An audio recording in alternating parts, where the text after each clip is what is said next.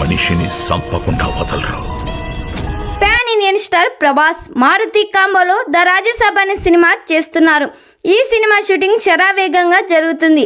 August సెప్టెంబర్లో release చేసే plan చేస్తున్నారు మూవీ మేకర్స్. హీరోయిన్ గా నిధి అగ్రవాల్ నటిస్తుంది. వచ్చే 2 వారంలో ఈ సినిమా టీజర్ ని రిలీజ్ చేస్తున్నారు.